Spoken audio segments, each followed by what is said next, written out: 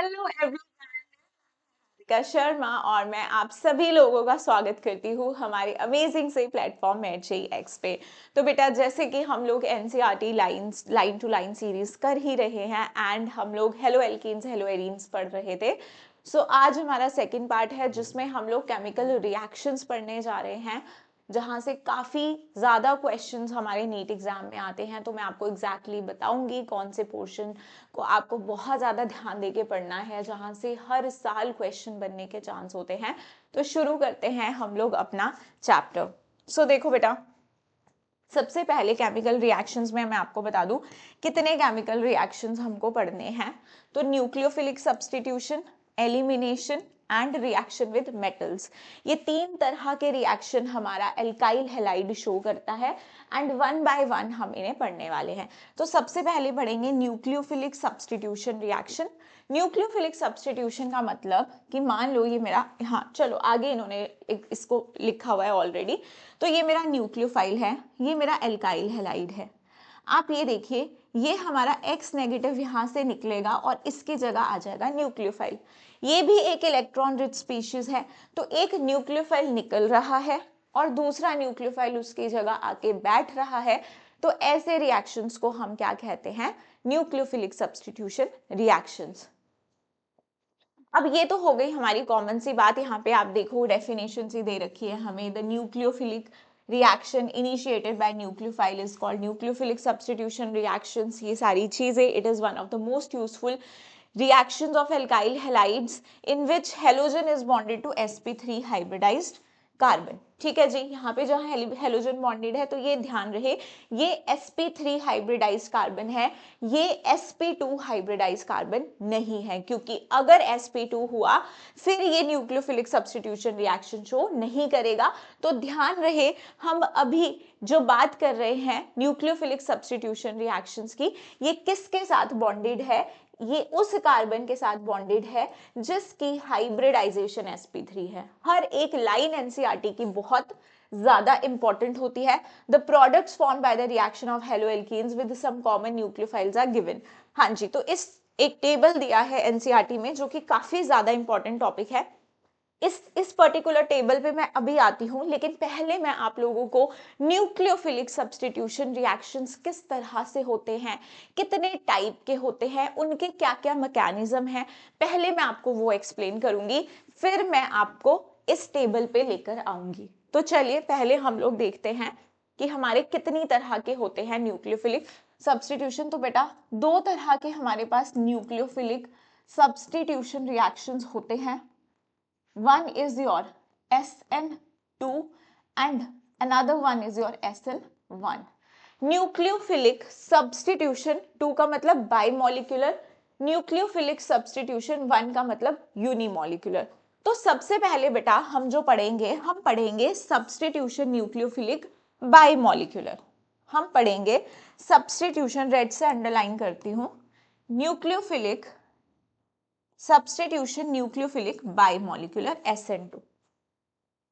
अब यहाँ पे देखो, बहुत ही प्यारा एग्जाम्पल हमको एनसीईआरटी में दे रखा है न्यूक्लियोफिलिक सब्स्टिट्यूशन बाइमोलिकुलर रिएक्शन समझाने के लिए। तो हमें ये पता है कि यार एल्काइल हैलाइड के साथ न्यूक्लियोफाइल ने आके रिएक्ट करना है, और अब वो दो तरह से आके, आपको पता है कार्बन हेलोजन बॉन्ड ब्रेक होना है, चाहे तुम्हारा SN1 रिएक्शन हो, SN2 हो, आपके X की जगह कोई न्यूक्लियोफाइल आएगा, हेलाइड की जगह आके कोई न्यूक्लियोफाइल बैठ जाएगा, लेकिन उसका आने का तरीका, उसका रिएक्शन करने का तरीका, उसकी कंडीशंस जिनमें वो रिएक्शन करेगा, उनमें डिफरेंस होता है। इसीलिए हमने न्यूक्लियोफिलिक सब्स्टिट्यूशंस को बेटा दो कैटेगरी में डिवाइड किया है। सबसे पहले देखो अब क्या होता है SN2 में, कि आपका न्यूक्लियोफाइल आएगा और ये आपका एल्काइल हैलाइड जो कि सबस्ट्रेट है, इस पे अटैक करेगा। तो देखो इसका अटैक करने का तरीका कैसा रहेगा। आपके पास ये बॉन्ड कैसा है बेटा जी, कार्बन हेलोजन बॉन्ड। ठीक है, ये बॉन्ड बना है, बॉन्डिंग मॉलिक्यूलर ऑर्बिटल्स इन्वॉल्व होंगे इसमें। यहां पर बैक साइड पे इसका एंटी बॉन्डिंग होगा। न्यूक्लियोफाइल आ रहा है, वो आगे से नहीं आ रहा है, वो कहां से आ रहा है बेटा, पीछे से आ रहा है। ये ध्यान रखेगा हर बच्चा कि न्यूक्लियोफिलिक सब्स्टिट्यूशन रिएक्शन में आपका न्यूक्लियोफाइल कहाँ से आता है, बिल्कुल ऐसे पीछे से आएगा, आगे से नहीं आएगा, अटैक करेगा, पीठ पे वार करेगा, आपके सामने से आके वार नहीं करेगा।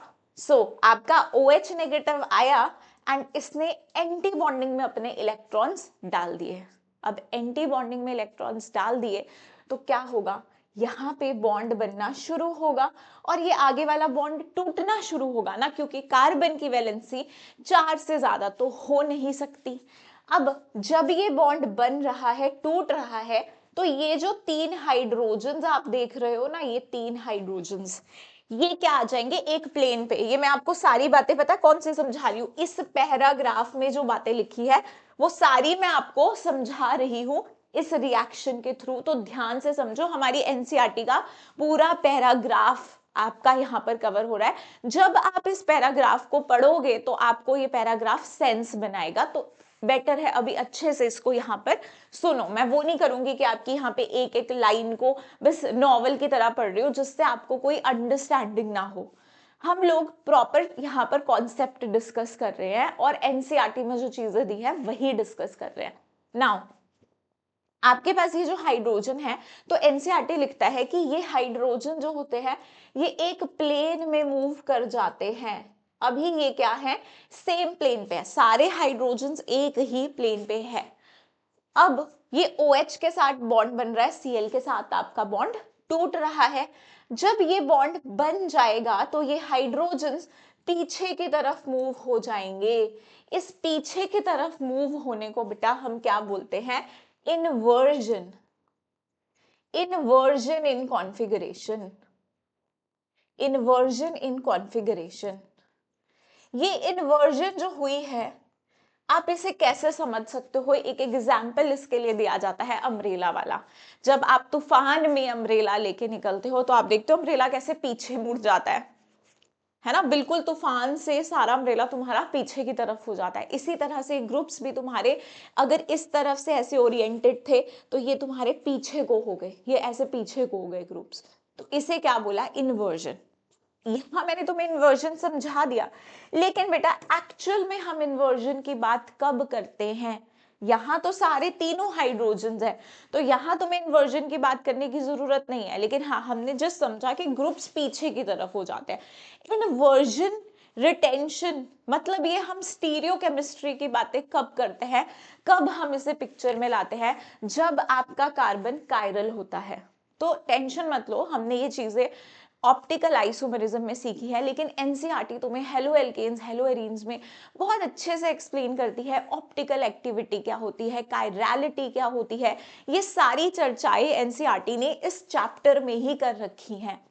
आपके पास बेटा जी जो ये कार्बन होता है, ये कार्बन कैसा होता है तुम्हारा, अगर ये कार्बन तुम्हारा कायरल होगा, मतलब अगर कार्बन पे 4 डिफरेंट ग्रुप्स लगे होंगे, जब भी तुम्हारे पास एक sp3 कायरल कार्बन हो, एक sp3 कार्बन होगा, एक sp, हम कायरल कार्बन की बात करें, कायरल सेंटर्स में तो और चीजें भी आ जाएंगी, कार्बन की बात करें, जब आप कार्बन देखोगे ना वहां पर उस कार्बन के साथ अगर चारों ग्रुप्स डिफरेंट हो गए तो उसे क्या बोलेंगे, कायरल, उसे क्या बोलेंगे हम, कायरल कार्बन।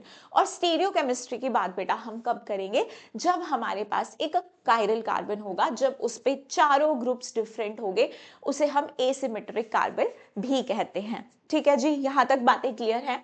अब फिर आपके पास जो होगा वो इन्वर्जन होगा। इन्वर्जन का सिंपल सा मतलब क्या, आप RS कॉन्फ़िगरेशन पढ़ के आए हो, अगर तुम्हारा सबस्ट्रेट R है तो तुम्हारा प्रोडक्ट क्या बनेगा, S। इसको मैं थोड़ा सा तुम्हें कायरलिटी ऑप्टिकल एक्टिविटी की बात करूंगी अभी इन पैराग्राफ में आगे आने वाली है। तो आप ये देखो कि अब इसको बायोमोलिक्यूलर क्यों बोला मैम, अभी तो SN2 की बेसिक बेसिक बातें समझते हैं कि मैम इसको बायोमोलिक्यूलर क्यों बोला। सबसे पहली चीज देखो, ये जो तुम्हारा रिएक्शन है ये तुम्हारा सिंगल स्टेप में हो रहा है, तो सबसे पहला पॉइंट तो तुम्हारा एक ये भी है कि ये तुम्हारा सिंगल स्टेप रिएक्शन है, सिंगल स्टेप रिएक्शन है। और ये जो तुम्हारा स्टेप होता है, ये वाला जो स्टेप होता है ट्रांजिशन स्टेट का बनना, ट्रांजिशन स्टेट का बनना ये तुम्हारा कैसा है, स्लो स्टेप है। और यहाँ पर आपका जो न्यूक्लियोफाइल है और जो सबस्ट्रेट है वो दोनों ही इन्वॉल्व हैं। स्लो स्टेप में आपके न्यूक्लियोफाइल सब्स्टिट्यूट दोनों ही इन्वॉल्व हैं, तो रेट जो है बेटा जी वो आपका डिपेंड कर रहा है न्यूक्लियोफाइल की कॉन्सेंट्रेशन पे एज वेल एज तुम्हारे सबस्ट्रेट की, या एल्काइल हैलाइड ही सबस्ट्रेट होगा तो मैं एल्काइल हैलाइड लिख दूं, उसके ऊपर डिपेंड कर रहा है। तो दो चीजों पे डिपेंड कर रहा है, दो स्पीशीज आपके रिएक्शन में पार्ट ले रही है, तो इसका जो ऑर्डर होगा वो क्या होगा, 2 होगा, तो हम इसे बोलेंगे SN2। अब एक और मजे की बात तुम यहाँ पे देखो कि बेटा आपके पास ट्रांजिशन स्टेट पे ये नेगेटिव चार्जेस बन रहे हैं। नेगेटिव को स्टेबलाइज कौन करता है, इलेक्ट्रॉन विड्रॉइंग ग्रुप। तो आपका सबस्ट्रेट में अगर इलेक्ट्रॉन विड्रॉइंग ग्रुप्स अटैच्ड होंगे तो रेट ऑफ रिएक्शन फास्टर होगा, क्योंकि ट्रांजिशन स्टेट को कौन स्टेबलाइज करेगा, यहाँ पर कौन स्टेबलाइज करेगा, इलेक्ट्रॉन विड्रॉइंग ग्रुप स्टेबलाइज करेंगे, इलेक्ट्रॉन विड्रॉइंग ग्रुप। तो electron withdrawing group increases the rate of reaction, ROR। Intermediate तो यहाँ पे कोई नहीं बनता है, ध्यान रहे, no intermediate is formed, no intermediate. ये सारी बातें आपको बड़े बड़े पैराग्राफ्स में लिखी हैं, मैं आपको समराइज करवा रही हूँ। नो इंटरमीडिएट इज फॉर्म्ड, कोई इंटरमीडिएट यहाँ पर नहीं बनता है। चलिए इतनी बातें हमें क्लियर होगी। मैम अब एक और बात इंपॉर्टेंट मैं आपको क्लियर कर दूं कि क्योंकि आपका न्यूक्लियोफाइल पीछे से आ रहा है, कोई यहाँ कैटाइन नहीं बन रहा, कुछ नहीं हो रहा है, एक ट्रांजिशन स्टेट बननी है, तो हम चाहेंगे भाई इसे अटैक करने में हिंड्रेंस ना हो। हिंड्रेंस कब होगी, अगर मैं यहाँ बड़े बड़े बड़े बड़े ग्रुप्स लगा दूंगी तो इस OH नेगेटिव आयन को इस कार्बन पे अप्रोच करने में तकलीफ होगी, प्रॉब्लम होगी इसे। तो दैट मीन्स कि यहां पर हम बोले इसे, तो आप चाहोगे कि स्टीरिक हिंड्रेंस कम हो, ठीक है जी। तो आपका जो 1 डिग्री हैलाइड होगा उसका रेट 2 डिग्री हैलाइड से 3 डिग्री हैलाइड से फास्टर होगा। 3 डिग्री हैलाइड तो आपका SN2 रिएक्शन शो भी नहीं करेंगे। तो हमें ये चीजें क्लियर हो गई। ये सारे बेटा मैंने यहाँ पे इंपॉर्टेंट पॉइंट्स लिखे हैं। अब यही चीजें लिखी है, देखो single step no intermediate is formed. आपके पास लिखा हुआ है कि as this happens 3 carbon hydrogen bonds substrate start moving away from the attacking nucleophile in transition state all 3 CH bonds are in same plane। ये बातें मैंने आपको बताई कि सारे CH bonds एक प्लेन पे आ जाते हैं, इन्वर्जन इन कन्फिग्रेशन होती है। तो बेसिकली बेटा ये सारा पैराग्राफ मैंने आपको समझा दिया। अब आप इसे अगर बैठ के एक रीड मार लोगे ना आपको सब समझ में आ जाएगा। उसके बाद बात हम लोग करते हैं यहाँ पे इस पैराग्राफ पे आते हैं। Since this reaction requires approach of nucleophile to carbon bearing the leaving presence of bulky substituents. हाँ तो ये कह रहा है कि बल्कि सब्स्टिट्यूएंट्स अगर आएंगे तो उस पर्टिकुलर न्यूक्लियोफाइल को अप्रोच करने में तकलीफ होगी और रेट ऑफ रिएक्शन तुम्हारा कम हो जाएगा। तो यहाँ पे ये सारी बातें की है और इस डायग्राम से देखो कितने ब्यूटीफुली एक्सप्लेन किया है। ये तुम्हारा मिथाइल ग्रुप है, हिंड्रेंस देखो सबसे कम है। ये तुम्हारा इथाइल ग्रुप है, यहाँ पे फिर भी एक बल्कि इथाइल ग्रुप आ गया। ये देखो तुम्हारा यहाँ पर दो मिथाइल ग्रुप है, ये आइसोप्रोपाइल ग्रुप CH के ऊपर 2 CH3 और बल्कि हो गया। 3 डिग्री तो भाई और ज्यादा बल्कि है 3 मिथाइल ग्रुप के साथ, तो ये तो देना ही नहीं चाहेगा SN2 रिएक्शन। सबसे अच्छा मिथाइल में होगा, फिर इथाइल में, फिर आइसोप्रोपाइल, फिर टर्शरी बुटाइल। तो देख लीजिए primary halide, secondary halide, tertiary, very very important. ऐसे डायग्राम्स में ये चीजें लिखी होती हैं, इतने सुंदर तरीके से यार मेंशन क्या होता है, और हम क्या कर देते हैं इन सारी चीजों को निग्लेक्ट कर देते हैं NCERT पढ़ते वक्त। तो NCERT को कैसे पढ़ना है ये बहुत ज्यादा इंपॉर्टेंट एक एस्पेक्ट है तुम्हारी सिलेक्शन में।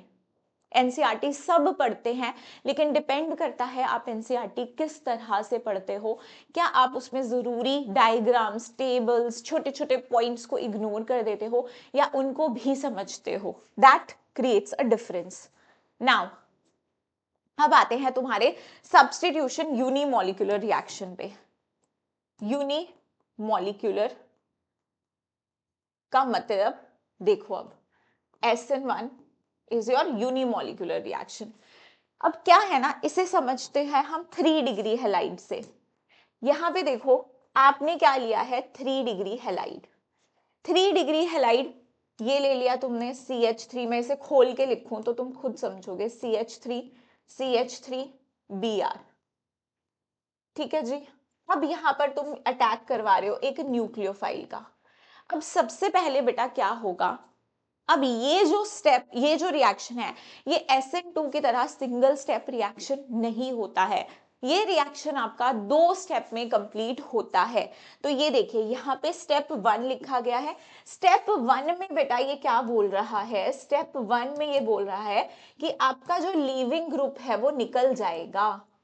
आपका लीविंग ग्रुप निकल जाएगा। अगर वो निकल गया मतलब कार्बन हेलोजन बॉन्ड ब्रेक हो गया, और अभी जो न्यूक्लियोफाइल ने अटैक करना है वो पिक्चर में है ही नहीं, वो पिक्चर में है ही नहीं, आपका ये बस निकल गया। ये क्या बन गया तुम्हारा, ये क्या बन गया तुम्हारा, कार्बोकेटाइन। ठीक है जी, ये बन गया तुम्हारा कार्बोकेटाइन। अब एक बात यहां से ध्यान में रख लो कि तुम्हारे पास SN1 रिएक्शन में जो इंटरमीडिएट बनता है, this carbocation is your intermediate. यहां पर एक इंटरमीडिएट बन रहा है।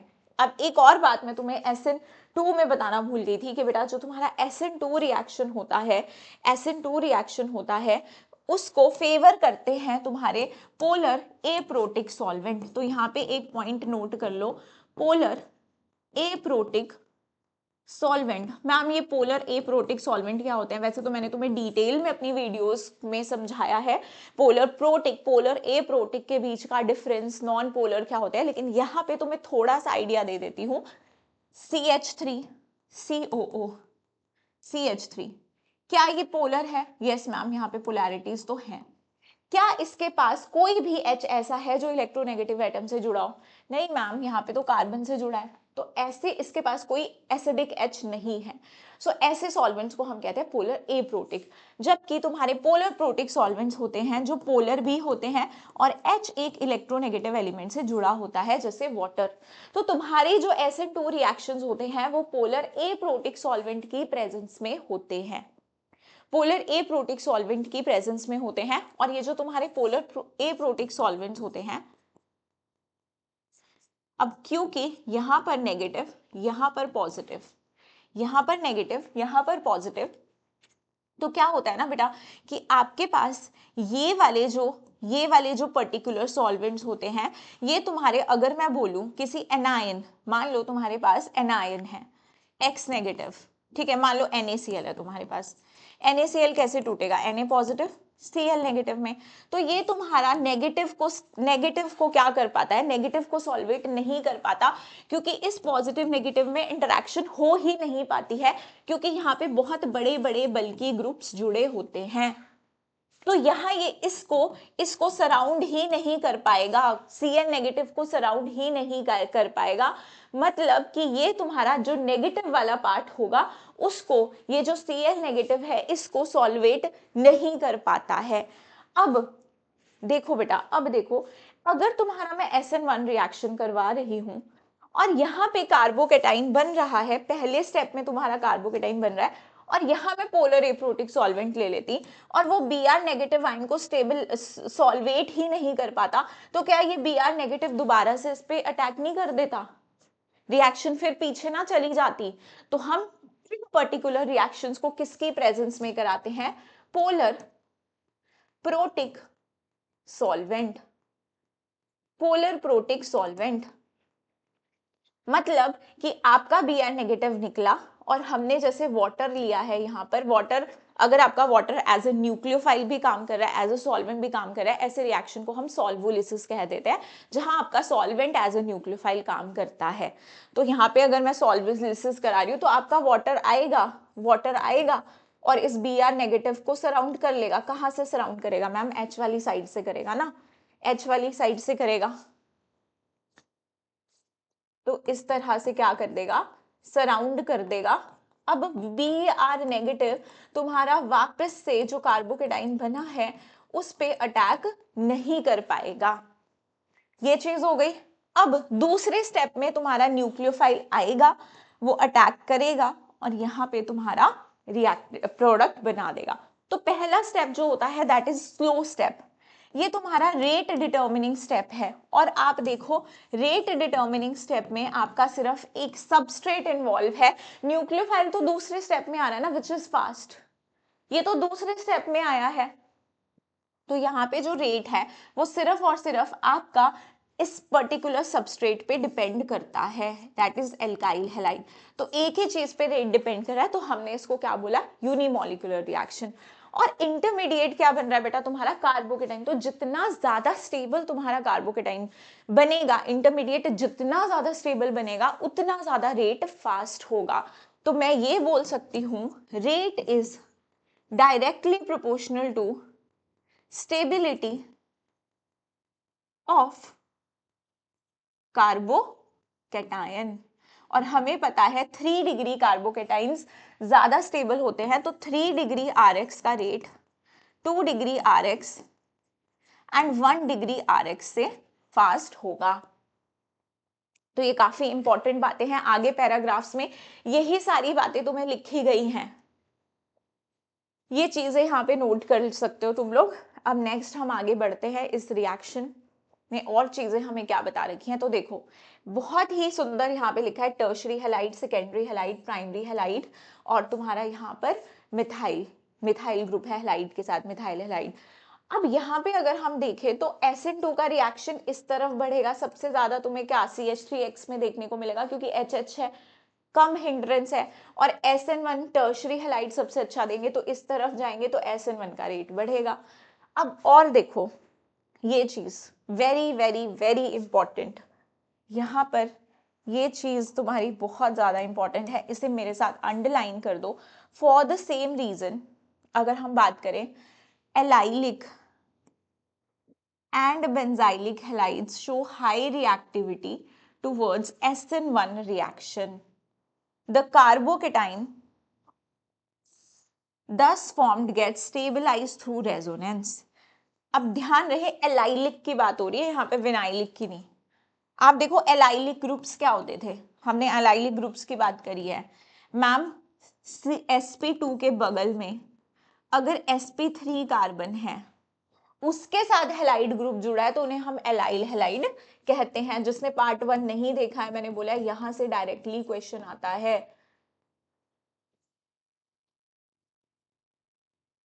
तो आप ये देखो, ये तुम्हारा sp2 कार्बन, ये sp3, sp2 के बगल में जो sp3 कार्बन है उस पे हैलोजन जुड़ा हो, उसे हम कहते हैं एलाइल हैलाइड। तो आप यहां से देखो बेटा कि आपके पास जब यहां से ये लीविंग ग्रुप लीव करेगा तो आपका कैटाइन यहां बनेगा, तो ये इसको रेजोनेंस से स्टेबलाइज करेगा। जब स्टेबलाइज करेगा, अगर कार्बोकेटाइन तुम्हारा स्टेबल बन रहा है, कार्बोकेटाइन तुम्हारा स्टेबल बन रहा है, तो ऑब्वियसली तुम्हारा SN1 का रेट फास्ट होगा। तो हमने बोला कि allylic benzylic halide show high reactivity towards SN1 reaction, क्योंकि कार्बोकेटाइन तुम्हारा रेजोनेंस के थ्रू स्टेबलाइज हो रहा है। और एक और बात मैं तुम्हें बोलूं, चाहे तुम्हारा SN1 है चाहे SN2 है, देखो बेटा लीविंग ग्रुप को तो लीव करना ही है, उसमें भी जो ट्रांजिशन स्टेट बन रही है वहां पे तुम्हारा लीविंग ग्रुप कार्बन का बॉन्ड टूट रहा है। SN2 में भी SN1 में भी, सॉरी SN2 में तुम्हारी ट्रांजिशन स्टेट जो बन रही है वहां भी लीविंग ग्रुप वाला बॉन्ड टूट रहा है। SN1 में जब तुम्हारा कार्बोकेटाइन इंटरमीडिएट बन रहा है वहां भी तुम्हारा लीविंग ग्रुप वाला बॉन्ड टूट रहा है। तो लीविंग ग्रुप तो दोनों ही रिएक्शंस में लीव हो रहा है, तो जितना अच्छा तुम्हारा लीविंग ग्रुप होगा उतना भी तुम्हारा रेट फास्ट होगा।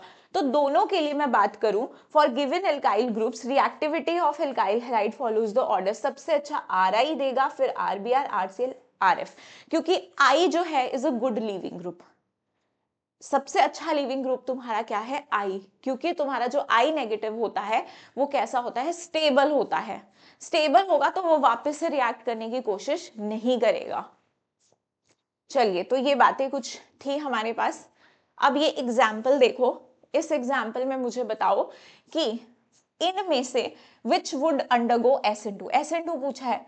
तो ये देखो, ये वाला जो Cl है इसके साथ जो कार्बन जुड़ा है वो फर्दर आगे 2 कार्बन से जुड़ा है, तो कैसा है 2 डिग्री। जिसके साथ क्लोरीन जुड़ा है ये कार्बन सिर्फ एक कार्बन से अटैच है, तो 1 डिग्री। एंड हमें पता है 1 डिग्री हैलाइड्स में ज्यादा फास्ट SN2 होता है। यहाँ देखो ये Cl ये है तो दोनों 1 डिग्री, लेकिन I is a good leaving group, तो यहाँ पर तुम्हारा इसमें अच्छा SN2 होगा। ये इन्होंने एक्सप्लेन करा है सेम चीज। अब ये एग्जाम्पल है, predict the order of reactivity of following compounds in SN1 SN2, very very important. मैं बोलती हूँ भाई इससे नीट में पता नहीं कितनी बार एग्जाम में क्वेश्चन आया है, एंड ट्रस्ट मी बेटा, ट्रस्ट मी, अगर तुम इसे अच्छे से पढ़ के नहीं गए हो इस एग्जाम्पल में, तो तुम मेरे से लिख के ले लो, तुम गलती करके आओगे। अभी मैं एक्सप्लेन करती हूँ तुम्हें क्या इसमें फंडा है। तो देखो सबसे पहले तुम्हें क्या बोला है क्वेश्चन में, देखो दी 4 आइसोमेरिक ब्रोमोब्यूटेन्स, ब्रोमोब्यूटेन्स बना लो भाई, आइसो एन प्रोपाइल बना, एन ब्यूटाइल ब्रोमाइड, ठीक है, ये तुमने आइसोप्रोपाइल बना दिया। इसे मैं ओपन करके लिख देती हूँ तुम्हारे लिए, CH CH3 CH3, और यहाँ पे है तुम्हारा CH2 Br, और ये तुम्हारे पास यहाँ पर है सेकेंडरी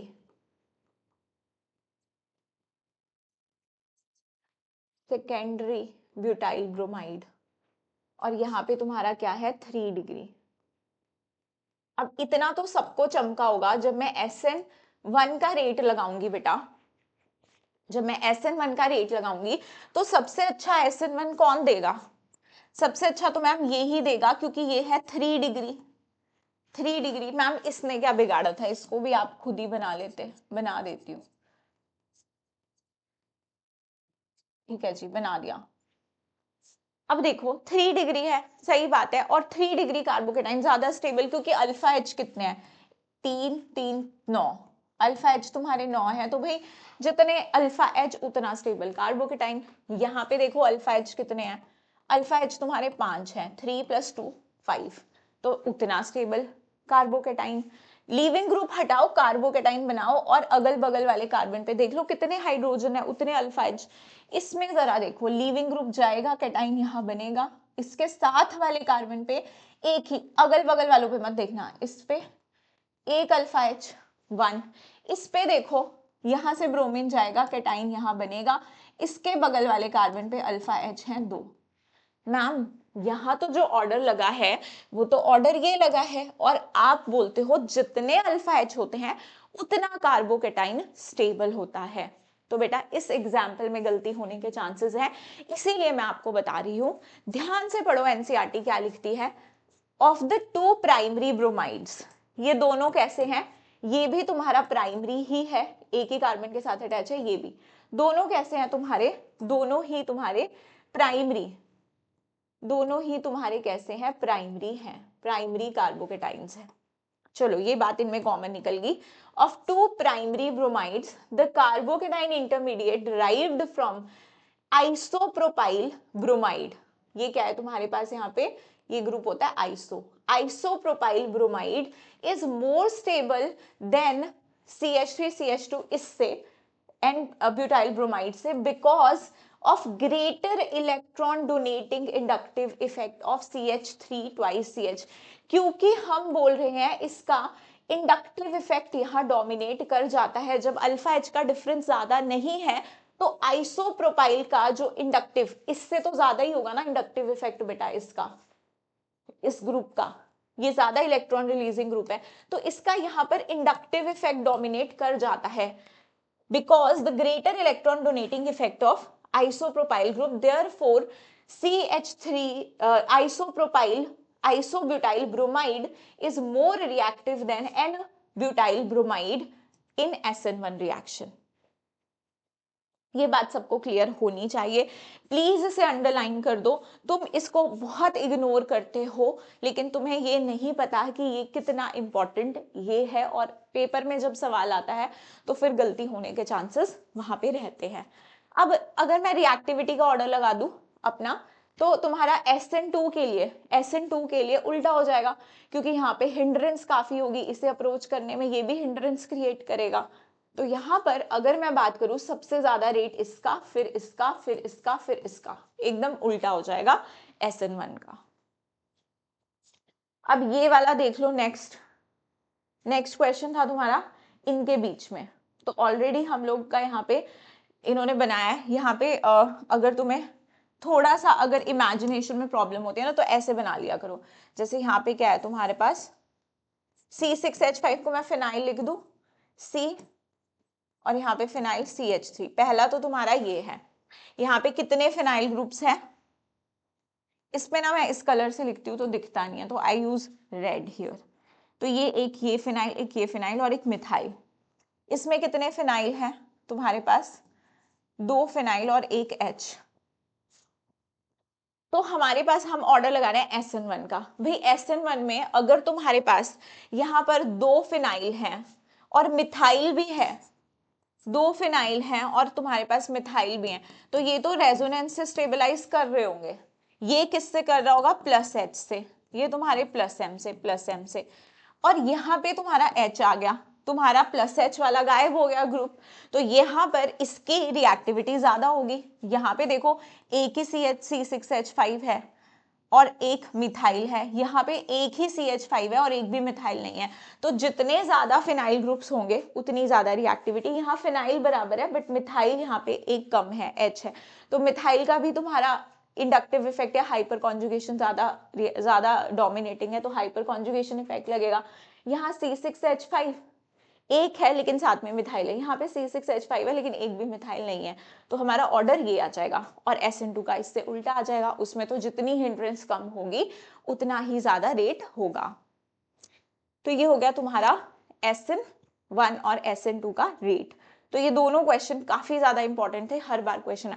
अब यहाँ देखो, इस पेज पे देखो, ये काफी बड़ा लगता है, बच्चों को बोरिंग लगता है, पढ़ने का मन नहीं करता, क्योंकि आपने ऑलरेडी स्टीरियो आइसोमेरिज्म में भी पढ़ा होता है। तो आप अगर इसको रीड भी मान लोगे आपको जल्दी समझ आएगा। तो तुम देखो स्टीरियो केमिकल एस्पेक्ट्स हैं। जब हम बात करते हैं ना स्टीरियो केमिस्ट्री की, मैंने अभी SN1 की आप लोगों को डिस्कस नहीं की स्टीरियो केमिस्ट्री, SN2 के लिए तो मैंने आपको फिर भी बता दिया। इसको पढ़ लेते हैं, फिर मैं फिर से SN2 की बात बता दूंगी और SN1 की, और उसमें कुछ ऐसे इंपॉर्टेंट पॉइंट्स बता दूंगी जो तुम्हारे काम बहुत ज्यादा आएंगे। तो इसे ध्यान से एक बार देख लो। सबसे पहले तुम्हारा एक्सप्लेन किया है ऑप्टिकल एक्टिविटी, तो कह रहा है कुछ कंपाउंड जो होते हैं हमारे ऑप्टिकल एक्टिव कैसे होता है। अगर हम प्लेन पोलराइज लाइट ले लें, मतलब आपने एक ऑर्डिनरी लाइट का सोर्स लिया जो हर डायरेक्शन में वाइब्रेट कर रहा है, आप उसको निकोल प्रिज्म से पास कर दो, तो वो एक प्लेन में तुम्हारी लाइट क्या करने लग जाती है, वाइब्रेट।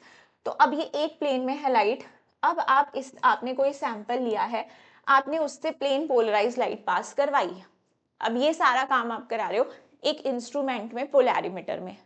अगर ये कंपाउंड तुम्हारा ऑप्टिकली एक्टिव है, तो ये तुम्हारी प्लेन पोलराइज लाइट को या तो राइट में रोटेट कर देगा या लेफ्ट में रोटेट कर देगा। कितने एंगल पे रोटेट करेगा वो पोलैरिमीटर हमें मेजर करके दे देगा।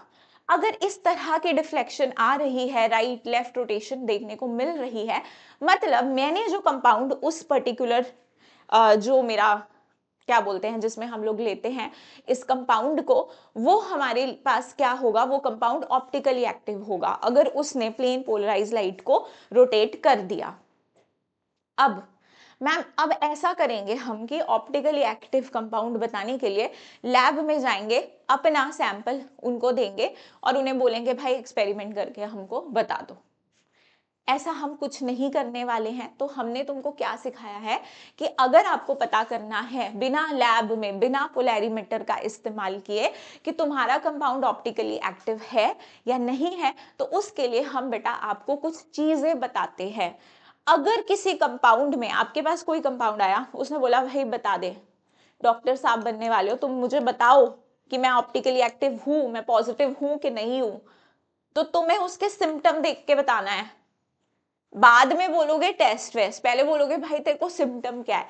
तो हमने यहाँ पे बस उसके सिम्टम से बता देना है कि वो ऑप्टिकली एक्टिव है या नहीं है। तो आप ये देखो कि ये कहता है कि कोई भी जो कंपाउंड है वो ऑप्टिकली एक्टिव तब होगा जब वो एसिमेट्रिक होगा, उसमें कायरलिटी होगी। अब ये सब नाम कैसे पता चलेगा एसिमेट्रिक है, कायरल है वो।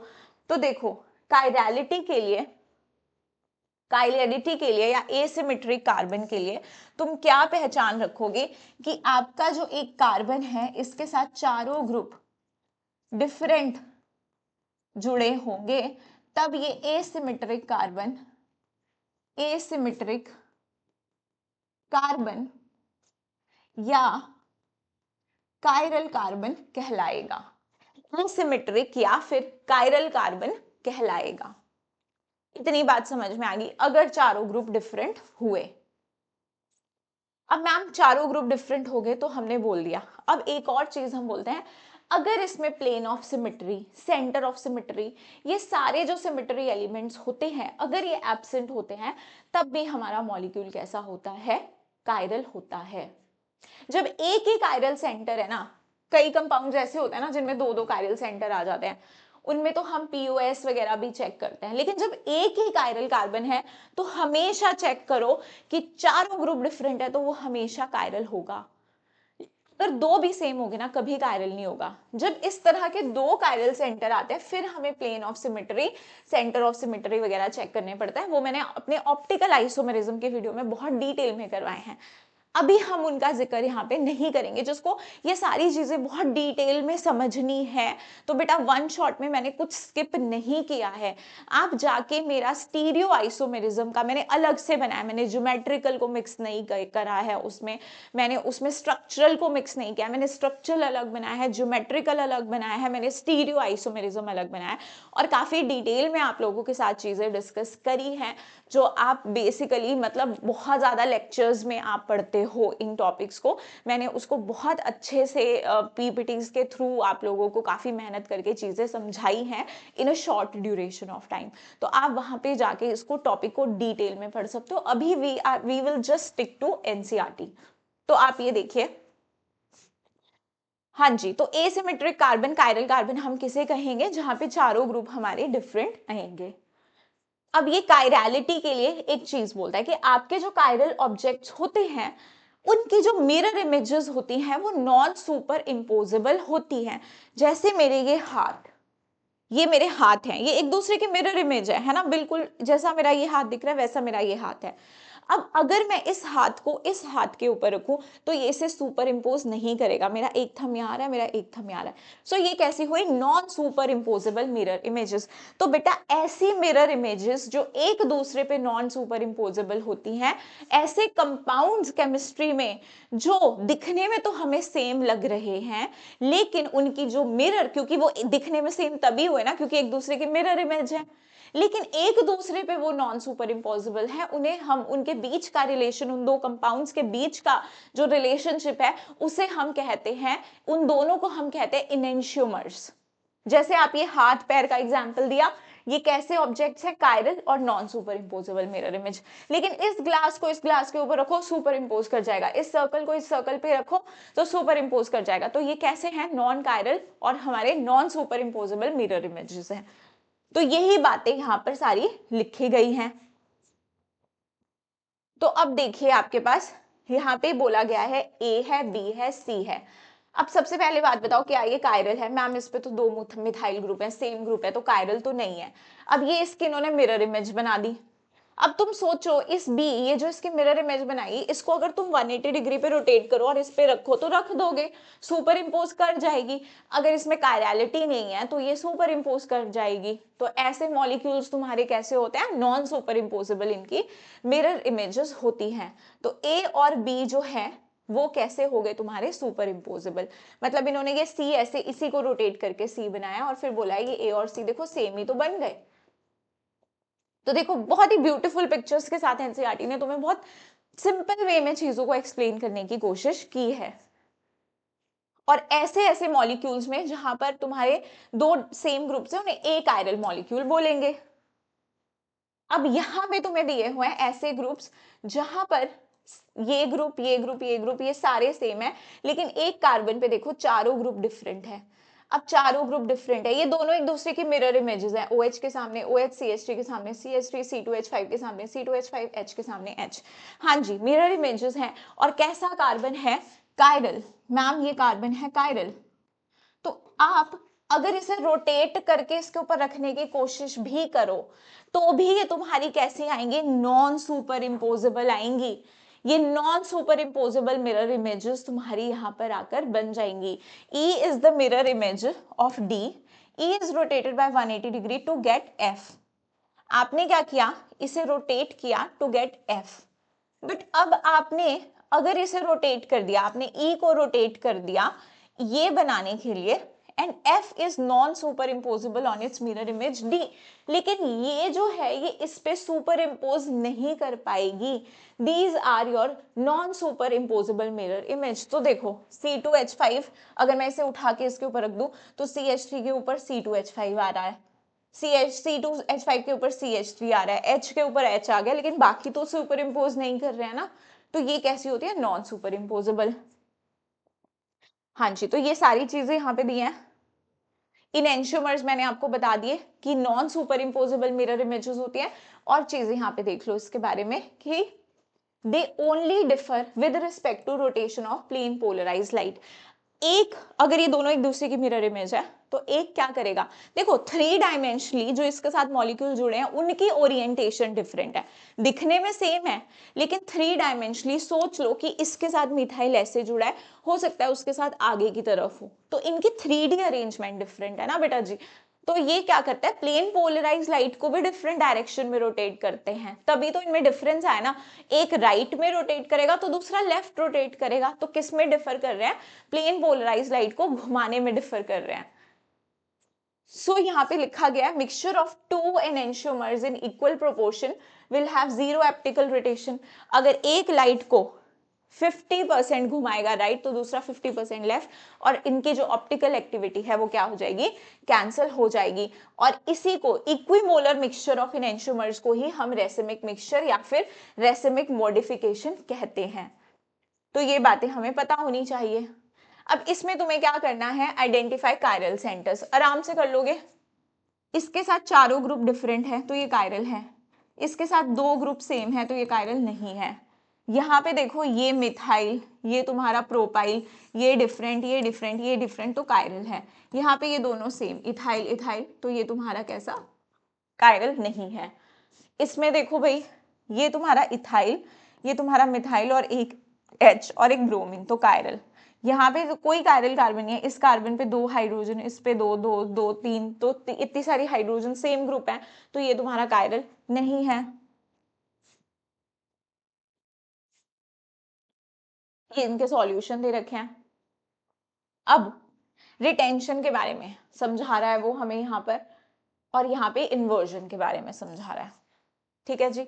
अब मैं तुम्हें यहाँ पर रिटेंशन जल्दी से बता दूं, तो आपका मान लो यहाँ से OH गया और यहीं पे आके तुम्हारा Cl लगा, जहां से लीविंग ग्रुप गया वहीं पे आके तुम्हारा Cl लग गया, तो इसे क्या बोलेंगे, रिटेंशन। तो इसे क्या बोलेंगे हम, रिटेंशन। यही चीजें लिखता है, retention of configuration is preservation of spatial arrangement of bonds. जो बॉन्ड जहां था वो वहीं रहा, उसको हमने चेंज नहीं किया है। एसिमेट्रिक सेंटर पे बट सारी चीजें देखनी है हमको, रिटेंशन। और अब इन्वर्जन की बात कर रहा है ये, तो कह रहा है कि आपने यहाँ पे अगर x की जगह, अगर आपने यहाँ पर x की जगह तुम y को लेके आना चाहते हो, तो अब देखो x यहाँ था लेकिन y यहाँ आके जुड़ गया, ये पीछे की तरफ आके जुड़ गया, वहां नहीं जुड़ा जहां से लिविंग ग्रुप लीव किया, तो तुम्हारे पास ये क्या है, ये हो रही है तुम्हारी इन्वर्जन, यहां पर तुम्हारी हो रही है इन्वर्जन। और अगर y x की जगह ही आके जुड़ गया तो उसे हम क्या बोलेंगे, रिटेंशन। यहाँ पे इसने दोनों चीजें दिखा दी हैं। और अगर ये दोनों 50-50% मुझे मिल रहे हैं तो a प्लस बी को मैं क्या बोल दूंगी, रेसिमिक मिक्सचर।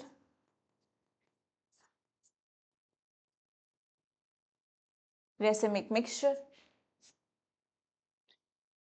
अब SN2 में क्या हो रहा था कि जब OH पीछे से अटैक कर रहा था तो ये आके यहाँ पे लग रहा था, है ना, और यहाँ पे क्या हो जा रही थी, इन्वर्जन। तो ये किस में देख रहे थे तुम, जब तुम्हारा कार्बन कायरल था।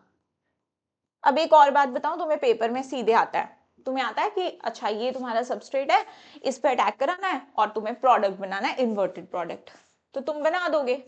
जैसे इन्होंने बनाए ये सारे ग्रुप्स इधर के और OH लगा दिया। बट कई बार ऑप्शन हमें ऐसे नहीं दिखते हैं, तो मैं तुम्हें बता दूं, जब भी तुमने इन्वर्टेड प्रोडक्ट बनाना है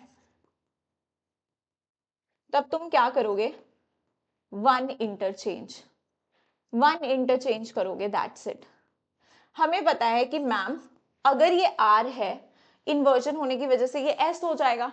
अगर ये डेक्स्ट्रो रोटेटरी है, लीवो रोटेटरी हो जाएगा। तो तुम क्या करोगे, मान लो तुम्हारे पास कोई ऐसा ग्रुप दे रखा है, ये लीविंग ग्रुप और यहाँ पे तुम्हारा हाइड्रोजन।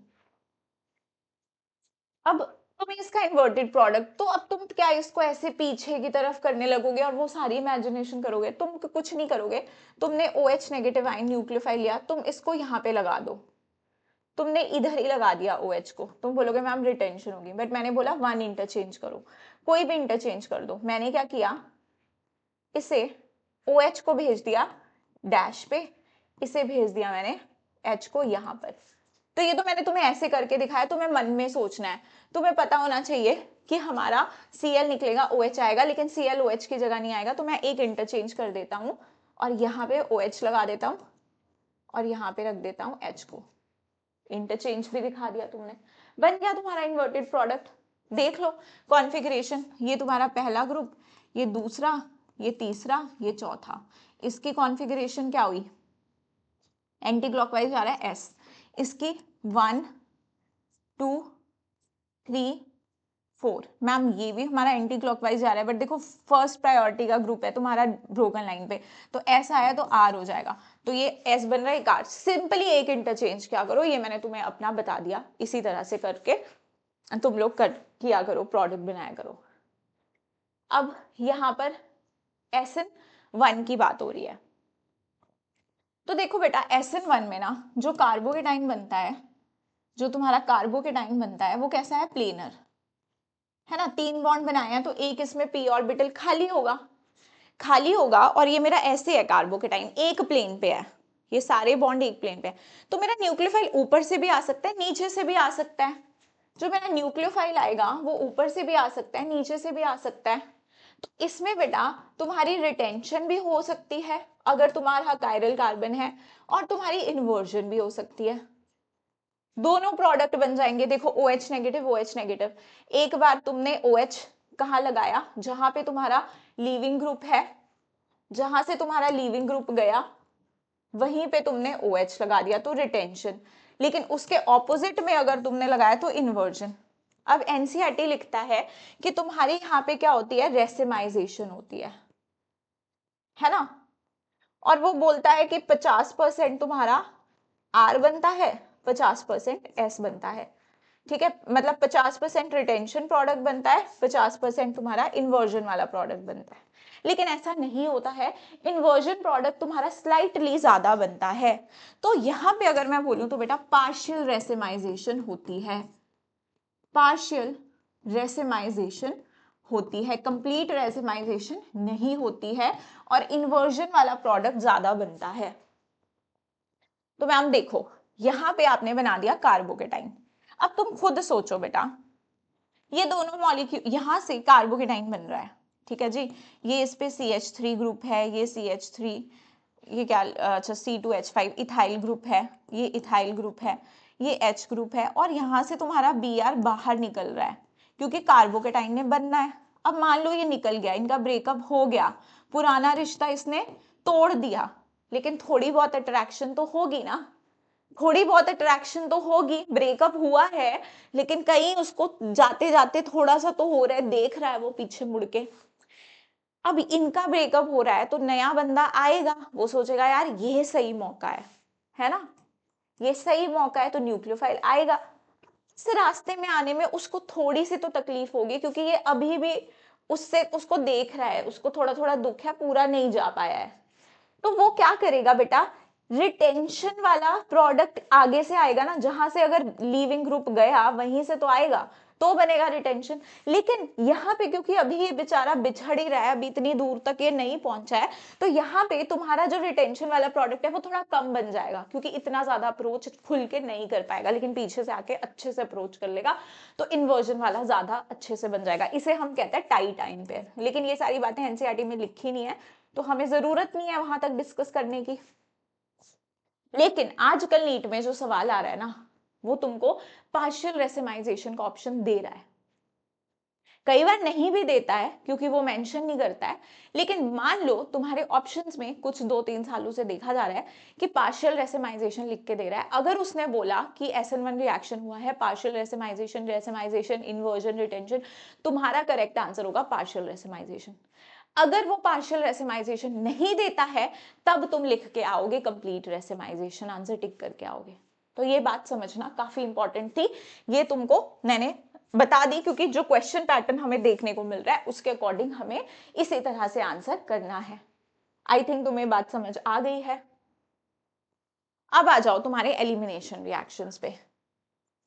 ठीक है, अब क्या होता है कि एलिमिनेशन रिएक्शंस कब होंगे, तो देखो एनसीईआरटी लिखता है when halo alkane with beta hydrogen, आपके पास एक ऐसा हेलो एल्केन हो जिसके पास बीटा, बीटा अगर तुम्हारा ये लीविंग ग्रुप है, ये लीविंग ग्रुप है, इसके साथ वाला जो कार्बन होगा, इसके ये तुम्हारा क्या है, हेलाइड, इसके बगल वाला जो कार्बन होगा उस पे जो हाइड्रोजन होगा उसे हम क्या बोलेंगे, बीटा हाइड्रोजन, उसे हम क्या बोलेंगे, बीटा हाइड्रोजन। तो अगर बीटा हाइड्रोजन है एल्काइल हैलाइड में, तो वहां एलिमिनेशन होने के भी चांसेस हैं। कब चांसेस है, when halo alkane with beta hydrogen atom is heated with alcoholic solution of potassium hydroxide. बेटा जब भी आपको ये चीज दिख गई ना, एल्कोहलिक सॉल्यूशन ऑफ KOH, समझ जाना कि एलिमिनेशन होगा। स्ट्रॉन्ग बेस है, हीट भी दे रखी होती है रिएक्शन में, हाई टेम्परेचर में तुम्हारे एलिमिनेशन रिएक्शंस होते हैं, तो इनमें कंपटीशन चलता है कि कौन सा रिएक्शन होगा, सब्स्टिट्यूशन होगा, क्योंकि तुम्हें पता है कि ये तो न्यूक्लियोफाइल की तरह भी काम कर सकता है। अगर प्रोटॉन एब्स्ट्रैक्ट करेगा तो बेस की तरह काम करेगा, और अगर किसी इलेक्ट्रोफिलिक सेंटर पे ऐड हो रहा है तो न्यूक्लियोफाइल की तरह काम करेगा। लेकिन अगर स्ट्रॉन्ग बेस है, हीट भी कर रखा है, और तुम्हारा बीटा हाइड्रोजन भी प्रेजेंट है, तो बेस की तरह काम करता है और फिर एलिमिनेशन कराता है। सब्स्टिट्यूशन से तुम्हारी एलिमिनेशन जीत जाती है।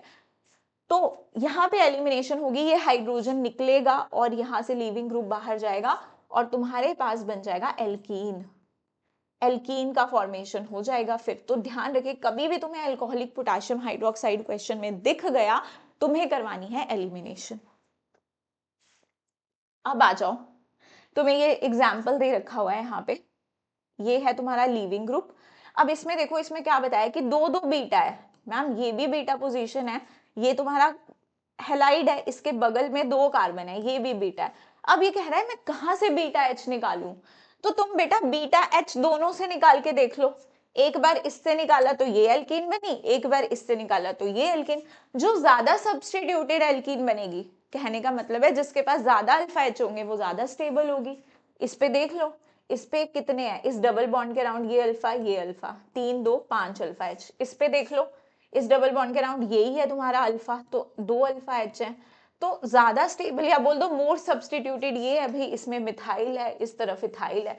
यहाँ पे देखो HH है, एक ही तरफ है ना ये ग्रुप जो तुम्हारा प्रोपाइल ग्रुप है, तो अपना ज्यादा सब्स्टिट्यूटेड ये है, तो तुम्हारी पेंटेटुइन इज द मेजर प्रोडक्ट, ज्यादा सब्स्टिट्यूटेड। इसी को हम बोलते हैं सेट-जेफ रूल या जेड-जेफ रूल।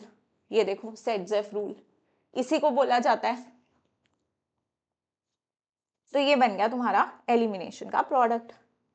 अब बोल रहा है कि जो केमिकल रिएक्शन होता है वो एक कंपटीशन का रिजल्ट होता है, एक रेस होती है, और उसमें कौन जीतेगा, कौन जीतेगा वो डिपेंड करता है क्या सिचुएशन है। तो आप ये कह रहा है कि आपके पास जो फाइट होती है वो डिपेंड करता है, जैसे मान लो तुम्हारे पास यहाँ पर ये तुमको दे रखा है सबस्ट्रेट, ये एक सबस्ट्रेट है जिसके साथ तुम्हारा ब्रोमीन जुड़ा है, काले पेन से लिखती हूँ ज्यादा दिखेगा, ये तुम्हारा ब्रोमीन जुड़ा हुआ है। यहाँ पे तुम्हारे मिथाइल ग्रुप्स हैं, मिथाइल ग्रुप्स हैं, और यहाँ पे एक हाइड्रोजन है। अब ये कह रहा है कि यहाँ पे तुम्हारा CH3CH2O नेगेटिव, तुम्हारा जो न्यूक्लियोफाइल है वो क्या है, तुम्हारा RO नेगेटिव है, जहाँ पे R क्या है, इथाइल। और एक जगह हमने बेस भेज दिया, ये वाला टर्शरी ब्यूटॉक्साइड कहते हैं इसे, 3 मिथाइल ग्रुप लगे हैं, 3 मिथाइल ग्रुप लगे हुए हैं। तुम सोचो बेस कितना बल्कि है यार, बेस कितना बल्कि है। अगर इसको यहाँ पे अटैक करना है, अगर इसको यहाँ पे अटैक करना है, तो यहाँ पर ये अटैक नहीं कर पाएगा क्योंकि ये इतना ज्यादा बल्कि है। इतना ज्यादा बल्कि है, और ये भी इसको हिंड्रेंस क्रिएट करेंगे, यहाँ तक अप्रोच ही नहीं कर पाएगा, तो इसको जो मिलेगा वो लेके खुश है। ये क्या करेगा, इस कार्बन पे अटैक करने से अच्छा सोचेगा कि मैं हाइड्रोजन पे अटैक कर दूं। तो जब भी तुम्हें टर्शरी ब्यूटॉक्साइड वाला बेस दिखे ना, ये वाला बेस दिखे, ऐसे लिखा हो या ऐसे लिखा हो, एलिमिनेशन करा दो। हाइड्रोजन निकालेगा और एल्कीन बनाएगा, एलिमिनेशन होगी। लेकिन अगर छोटा तुम्हारा बेस है, और छोटा बेस बोल लो, न्यूक्लियोफाइल बोल लो, है ना। न्यूक्लियोफाइल बेस कब होगा, बेस तब बोलेंगे जब प्रोटॉन निकालेगा, न्यूक्लियोफाइल इसका नाम तब रख देंगे जब ये अपने इलेक्ट्रोफिलिक सेंटर पे अटैक करेगा। तो इसके लिए इतनी हिंड्रेंस नहीं है क्योंकि ये खुद भी छोटा है, तो क्या करवा देगा, सब्स्टिट्यूशन करा देगा। और ध्यान रहे कभी भी अल्कोहलिक KOH आ जाए तो एलिमिनेशन करवा के तुमको आनी है। तो ये चीजें थी। अब मैंने तुम्हें बोला था टेबल मैं डिस्कस करूंगी बाद में, अब वो टेबल डिस्कस कर लेते हैं क्योंकि इंपॉर्टेंट है। उसमें तुम्हारे ambient nucleophile is very very important. तुम इमेजिन कर लो, यहाँ पे लिख लो एक RX, एक लिख लो तुम RX, ये तुम्हारा क्या है, सबस्ट्रेट, ये तुम्हें रिएजेंट दे रखा, NaOH दे रखा है। इसमें से न्यूक्लियोफाइल क्या मिलेगा, OH नेगेटिव, इस पे अटैक करेगा, X लीव करेगा, ROH बना देगा। वाटर जब लेते हैं तो भी OH चिपकता है, वाटर लेते हैं तो भी अल्कोहल बनता है। आप लेते हो अगर NaOR, तो यहाँ से OR नेगेटिव आपको मिल जाएगा न्यूक्लियोफाइल, तो आपके पास क्या बना देगा, ईथर। उसके बाद NaI लेते हो, वहां से मिलेगा I negative, I negative attack करके क्या बना देगा, एल्काइल आयोडाइड। अमोनिया लोगे, प्राइमरी अमीन, प्राइमरी अमीन लोगे, सेकेंडरी अमीन, प्राइमरी के बाद सेकेंडरी अमीन लोगे तो मिलेगी टर्शरी अमीन। फिर आ जाओ इन पे KCN, AgCN, AgNO2, ये काफी काम के हैं, इनसे बहुत क्वेश्चन आता है, इन्हें कहते हैं एम्बीडेंट, एम्बीडेंट न्यूक्लियोफाइल। इस एम्बिडेंट न्यूक्लियोफाइल क्या होते हैं, जिनके पास दो डोनर साइट्स होती हैं लेकिन एट अ टाइम वो एक से ही अटैक करते हैं। जैसे कि तुम्हारे पास है KCN, KCN और दूसरा तुम्हारे पास है AgCN।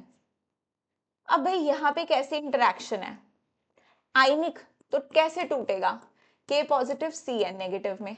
अब नाइट्रोजन के पास भी लोन पेयर है, कार्बन के पास नेगेटिव है। अब लोन पेयर से भी अटैक होता है, ये भी तो इलेक्ट्रॉन रिच सेंटर है, नेगेटिव भी इलेक्ट्रॉन रिच सेंटर है, लेकिन जहां नेगेटिव चार्ज होता है वो ज्यादा स्ट्रॉन्ग डोनर होता है, तो वहां से ही तुम्हारा न्यूक्लियोफाइल अटैक करता है। तो जब ये एल्काइल हैलाइड पे अटैक करेगा तो कार्बन वाली साइड से अटैक करेगा और बना देगा RCN, तो ये बना दिया इसने साइनाइड। लेकिन AgCN में बेटा ये बॉन्ड ऐसे ब्रेक नहीं करेगा क्योंकि इसका नेचर है कोवलेंट। अब तुम्हारा यहाँ पे नेगेटिव चार्ज नहीं है, नहीं है तो तुम्हारे पास सिर्फ एक ही ऑप्शन है कि नाइट्रोजन के लोन पेयर से डोनेट करो, और यहां से अगर तुम कराओगे रिएक्शन तो तुम्हारा बन जाएगा RNC, this is your isocyanide. अगर आप देखो कि आपके पास KCN दिया हो तो बनेगा आइसोसाइनाइड, AgCN दिया हो तो आइसोसाइनाइड। सिमिलरली KNO2 है, KNO2 कैसे टूटता है, KNO2 तुम्हारा टूटेगा K पॉजिटिव NO2 नेगेटिव में, राइट। यहाँ पे जो तुम्हारा NO2 नेगेटिव है वो कुछ ऐसा है, ये स्ट्रक्चर होता है NO2 नेगेटिव का। अब तुम सोचो इसके पास लोन पेयर है, इसके पास नेगेटिव है, तो नेगेटिव अच्छा डोनर, तो तुम्हें क्या मिलेगा प्रोडक्ट, अगर RX पे अटैक कराओगे, RONO, that is alkyl nitrite. अगर तुम AgNO2 लेते हो तो अब ऐसी कोई आयनिक इंटरेक्शन नहीं है, उसके पास सिर्फ एक ऑप्शन है, वो नाइट्रोजन से डोनेट कर सकता है, तो बना देगा RNO2 नाइट्रोएल्केन।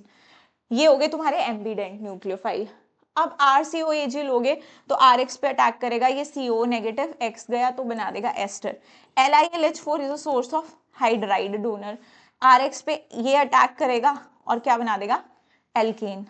अगर R का बॉन्ड किसी मेटल के साथ है वहां से तुम्हें मिलेगा R नेगेटिव, तो इस पे अटैक करके क्या बना देगा, एल्केन। तो हमारी ये टेबल भी हो गई, देख लो इसे एक बार।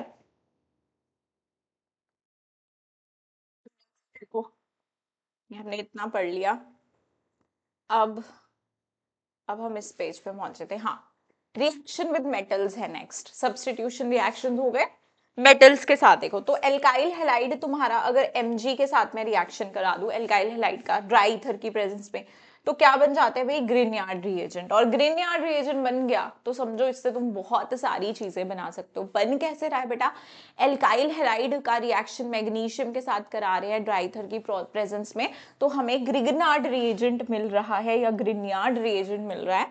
अब इस ग्रिग्नार्ड रिएजेंट में देखो बेटा, ये है RMgX, थोड़ा बड़ा लिख दूं यहाँ पे।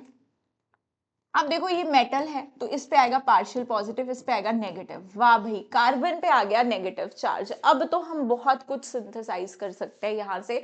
हमें चाहिए था कार्बन जब हेलोजन से बॉन्डेड था तब इस पे पॉजिटिव था, जब ऑक्सीजन से अल्कोहल में बॉन्डेड होता है तब इस पे पॉजिटिव होता है। मोस्ट ऑफ द टाइम तो हम कार्बन पे पॉजिटिव देख रहे हैं, बट कार्बन पे नेगेटिव आ गया, कितनी अच्छी बात हो गई। अब कार्बन पे नेगेटिव है, कार्बन हमारा न्यूक्लियोफाइल है। अब हम देखो कैसे रिएक्शन करते हैं, क्या क्या बनाते हैं इससे। तो जो हमें यहाँ पे रिएक्शन दिया है ग्रिग्नार्ड रिएजेंट का वाटर के साथ, तो सबसे दुनिया का सबसे ज्यादा फास्ट रिएक्शन कैसा होता है हमारा, एसिड बेस। क्योंकि तुम्हारे पास वाटर में एसिडिक H है तो ये नेगेटिव ये पॉजिटिव, तो यहां से ये क्या कर लेगा, एसिडिक H एब्स्ट्रैक्ट करके एल्केन बना देगा। और भी ऐसे सब्सटेंसेस हैं, अगर और भी ऐसे सब्सटेंसेस है कि जिनके पास एसिडिक H है तो वो भी तुम्हारे एल्केन बना देंगे, जैसे एमाइंस हो गया या अमोनिया हो गया। ठीक है, यहाँ पे भी क्या है, तुम्हारे पास एसिडिक H है, तो अगर तुमने एमाइन ले ली, अगर तुमने एसिड ले लिया, एसिड ले लिया तब भी इसके पास क्या है भाई, एसिडिक H है। तो अगर कहीं एसिडिक H हो रहा है तो मतलब सबसे पहले एसिड बेस रिएक्शन होगा और फिर ये क्या बना लेगा, एल्केन बना लेगा। तो ये रिएक्शन हो गया हमारा। उसके बाद मेटल के साथ रिएक्शन में वुड्स रिएक्शन, जो हाइड्रोकार्बन्स में पढ़ते हो, RxNa के साथ रिएक्ट करके क्या बना देता है, RR। ठीक है जी, ड्राई ईथर की प्रेजेंस में ये रिएक्शन होती है, वुड्स रिएक्शन इसे कहते हैं। चलिए अब अगला है बेटा रिएक्शन ऑफ हेलोएरीन्स। तो मैं तुम्हें बता दूं कि जो न्यूक्लियोफिलिक सब्स्टिट्यूशन की बात करें तो aryl halides are extremely less reactive towards nucleophilic substitution reaction. क्यों नहीं शो करते भाई, इसके रीजन है रेजोनेंस। एक तो ये क्लोरीन के लोन पेयर ये क्या करेंगे, हाँ रेजोनेंस करेंगे तो डबल बॉन्ड कैरेक्टर आ जाएगा। अब इतने स्ट्रॉन्ग बॉन्ड को तोड़ना मुश्किल है, अगर मैं यहाँ पे अटैक कराऊं किसी का तो नहीं करेंगे ये। उसके बाद ये बोल रहा है कि तुम्हारे पास हाँ ये Cl बॉन्ड में पार्शियल डबल बॉन्ड कैरेक्टर आ रहा है due to resonance, as a result bond cleavage in haloarene is difficult. उसके बाद रीजन देखो एक और है, डिफरेंस इन हाइब्रिडाइजेशन। कह रहा है कि ये sp2 है, आपके अल्काइल हैलाइड में तो हाइब्रिडाइजेशन जो कार्बन की थी वो sp3 थी, तो इसकी वजह से हमारे sp2 कार्बन के पास s कैरेक्टर ज्यादा है। s कैरेक्टर ज्यादा है तो इसकी इलेक्ट्रोनेगेटिविटी ज्यादा है, और अगर इलेक्ट्रोनेगेटिविटी ज्यादा है तो ये CX बॉन्ड के इलेक्ट्रॉन पेयर्स को टाइटली पकड़ के रखेगा। टाइटली पकड़ के रखेगा तो क्या होगा उससे, ये जो तुम्हारी CX बॉन्ड लेंथ है ये छोटी हो जाएगी। ठीक है, देखो लिखा है इसने, the Cl bond length in haloalkane is 177 picometre while in haloarene 169। तो इसमें जो बॉन्ड लेंथ है वो कम हो रही है। अगर बॉन्ड लेंथ कम हो जाती है तो बॉन्ड स्ट्रेंथ बढ़ जाती है, इस बॉन्ड को हमारा तोड़ना मुश्किल हो जाएगा, तो इसीलिए भी ये लेस रिएक्टिव है। अच्छा कह रहा है इनस्टेबिलिटी ऑफ फिनाइल केटाइन। आप सोचो कि चलो हम केटाइन बनाएंगे, लिविंग ग्रुप हटाएंगे, तो आप देखो sp2 पे कोई पॉजिटिव चार्ज स्टेबल होगा नहीं, केटाइन भी स्टेबल नहीं बन रहे। फिर कह रहा है एक और रीजन ऐसा है कि रिपल्शन भी है, न्यूक्लियोफाइल आएगा, यहाँ भी इलेक्ट्रॉन डेंसिटी काफी है, बेंजीन रिंग है, पाई इलेक्ट्रॉन्स है, तो वो रिपेल करेगा। तो इसीलिए सारे रीजंस तुम्हारी एनसीईआरटी में दे रखे हैं कि क्यों हमारे एराइल हैलाइड्स और vinyl halides they are less reactive towards substitution reaction. अब कह रहा है कि करवाना ही करवाना है, करवाना ही करवाना है, तो कैसे करवाएंगे। ये रिएक्शन बड़ी बड़ी ज्यादा इंपॉर्टेंट है, डाउस प्रोसेस बहुत बार बेटा जी यहां से क्वेश्चन आता है तुम्हारा। तो कह रहा है कि chlorobenzene can be converted into phenol by heating in aqueous sodium hydroxide. आप एक्वस सोडियम हाइड्रोक्साइड लोगे, टेम्परेचर हर बच्चा याद रखेगा 623 केल्विन 300 एटमॉस्फेरिक प्रेशर। इतनी एक्सट्रीम कंडीशंस पे यहाँ पे सब्स्टिट्यूशन रिएक्शन होगा। पहले बन जाएगा तुम्हारा O नेगेटिव फिनॉक्साइड आयन, फिर देखो सेकंड स्टेप में एसिडिफिकेशन, क्योंकि एल्केलाइन मीडियम है तो यही बनेगा O N A positive O negative. फिर एसिडिफिकेशन कराएंगे तो ये बनेगा। अब कह रहा है कि अगर मैं इलेक्ट्रॉन विड्रॉइंग ग्रुप चिपका दूं यहां पर, तब तुम देखो पहले रिएक्शन 623 केल्विन पे हो रही थी, अब 443 केल्विन पे हो जा रही है। अब टेम्परेचर कम देना पड़ा। अब इसने बोला मैं ऑर्थो पे, अब पहले पैरा पे था, अब एक ऑर्थो पे चिपका दिया तो 368 केल्विन पे होगी रिएक्शन, और कम टेम्परेचर पे होगी। अब देखो, अब तो इसने क्या किया, दोनों ऑर्थो पोजीशन पे पैरा पे इसने पूरा ऑक्यूपाई कर लिया, अपने इलेक्ट्रॉन विड्रॉइंग ग्रुप चिपका दिए। अब तो इसने हल्का सा जस्ट गरम किया बेटा, और तुम्हारा यहाँ पर OH ग्रुप लग गया, Cl सब्सटीट्यूट हो गया। तो ऐसा क्यों हुआ, क्या रीजन है? तो देखो एनसीईआरटी पूरा मैकेनिज्म तुमको कितने ब्यूटीफुली एक्सप्लेन करके देती है कि ऐसा क्यों हो रहा है कि जब हम ऑर्थो ऑर्थो दोनों पोजीशन पे और पैरा पे NO2 इतनी आसानी से, या आप किसी भी ऑर्थो पे पैरा पे लगा दे रहे हो NO2, तो फिर टेम्परेचर की भी कम की रिक्वायरमेंट क्यों पड़ रही है? ऐसा क्यों हो रहा है कि तुम्हारा जो सब्सटीट्यूशन रिएक्शन है वो आसानी से हो रहा है? तो देखो क्या होता है, आपका जब OH नेगेटिव यहां पर अटैक किया बेटा, मैं रेड कलर ले लूं, मुझे लगता है कि बच्चों को दिखता नहीं है, फिर मैंने OH नेगेटिव लिया, मैंने यहाँ पे अटैक किया, स्लो स्टेप होगा क्योंकि एरोमेटिसिटी लूज हो रही है, तो स्लो स्टेप होगा यहाँ पर। अब क्या होगा, नेगेटिव चार्ज बन जाएगा, नेगेटिव चार्ज यहाँ पे बन जाएगा बेटा। तो क्या होगा, आप देखो यहाँ पे नेगेटिव चार्ज बन गया तो ये रेजोनेंस स्टेबलाइज्ड है, रेजोनेंस स्टेबलाइज्ड है, और आपका नेगेटिव चार्ज पैरा पे भी आ रहा है, ऑर्थो पे भी जा रहा है। आप नेगेटिव चार्ज देखो पैरा पे भी आ रहा है, ऑर्थो पे भी आ रहा है, और ये विड्रॉइंग ग्रुप, इसका मतलब अगर पैरा पे आ रहा है तो ये विड्रॉइंग ग्रुप नेगेटिव चार्ज को स्टेबलाइज कर सकता है। अगर मैंने ऑर्थो पे लिया NO2 तो NO2 ग्रुप इसे स्टेबलाइज कर सकता है, क्योंकि ऑर्थो पे भी नेगेटिव आ रहा है। क्या एक बार भी मेटा पे आया नेगेटिव चार्ज? नहीं आया है। तो आपके पास अगर ऑर्थो और पैरा पे मैं ग्रुप्स लगा दे रही हूँ तो ये नेगेटिव चार्ज को स्टेबलाइज कर रहा है। और वैसे भी बेटा विड्रॉइंग ग्रुप है, विड्रॉइंग ग्रुप है तो ये इलेक्ट्रॉन्स कहां से खींचेगा, कहां से खींचेगा? NO2 यहां से खींचेगा, ऑर्थो से खींचेगा, पैरा से खींचेगा। पैरा से अगर इलेक्ट्रॉन खींचेगा तो यहाँ पे पॉजिटिव चार्ज डेवलप हो जाएगा ना, अपनी तरफ इलेक्ट्रॉन खींच रहा है। तो देखो अगर हम किसी एराइल हैलाइड में इलेक्ट्रॉन विड्रॉइंग ग्रुप लगा देते हैं तो वो इलेक्ट्रॉन खींचता है, यहाँ पे पॉजिटिव क्रिएट होता है, तो न्यूक्लियोफाइल भी चाहता है कि ठीक है अब उसकी उसकी दिलचस्पी आती है कि कुछ तो पॉजिटिव चार्ज है, मैं अटैक करता हूँ। पहले ऐसा कुछ नहीं था तो वो क्यों ही अटैक करेगा, तो वो अटैक करता है यहाँ पे, और उसके बाद जो तुम्हारा इंटरमीडिएट बनता है उसमें भी नेगेटिव ऑर्थो पैरा पे आ रहा है, जिसको तुम्हारे इलेक्ट्रॉन विड्रॉइंग ग्रुप स्टेबलाइज कर रहे हैं। लेकिन अगर इन्होंने देखो मेटा पे भी लगा के दिखाया तुम्हें, तो मेटा पे तो एक बार नहीं आया नेगेटिव, तो यहां से तो ये स्टेबलाइज ही नहीं कर पा रहा है इस नेगेटिव चार्ज को। तो मेटा पे हमारे पास एज सच हम लोग इसको बोलते हैं कि अगर विड्रॉइंग ग्रुप अगर है तो वो सिर्फ ऑर्थो और पैरा पे काम करेगा, हमारे मेटा पे काम नहीं करता है। तो हम लोग कहाँ लगाना प्रेफर करते हैं अपना इलेक्ट्रॉन विड्रॉइंग ग्रुप? ऑर्थो और पैरा पे। ऑर्थो पैरा पे लगाने से यहाँ पे पॉजिटिव चार्ज भी क्रिएट करेगा, अपनी तरफ इलेक्ट्रॉन डेंसिटी खींचेगा, तो हमारे पास यहाँ पे न्यूक्लियोफाइल यहाँ पे अटैक करना चाहेगा, और इसे बोलते हैं मेसेनहाइमर कॉम्प्लेक्स इस इंटरमीडिएट को। अब तुम सोचो स्लो स्टेप में तुम्हारा ये अटैक हो रहा है न्यूक्लियोफाइल का, तो ये तुम्हारे पास एरोमेटिसिटी लूज हो रही है, ये कैसा है? स्लो स्टेप है, तो रेट डिटर्मिनिंग स्टेप है, रेट डिटर्मिनिंग स्टेप है ये। अब रेट किस किस पे डिपेंड कर रहा है तुम्हारा? OH नेगेटिव पे, सबस्ट्रेट पे। और अब फास्ट स्टेप में क्या हो रहा है तुम्हारा? फास्ट स्टेप में तुम्हारा लीविंग ग्रुप लीव कर रहा है, तो मुझे बताओ क्या लीविंग ग्रुप पे डिपेंड करेगा रेट? इसकी जगह मैं फ्लोरीन अगर ले लूं, अगर मैं Cl की जगह फ्लोरीन ले लूं तो फर्क पड़ेगा मुझे? लीविंग ग्रुप की एबिलिटी तो डिसाइड नहीं करेगा, वो तो फास्ट स्टेप है ना। जो तुम्हारा स्लो स्टेप है बेटा वो डिसाइड करेगा कि तुम्हारा रेट क्या होगा।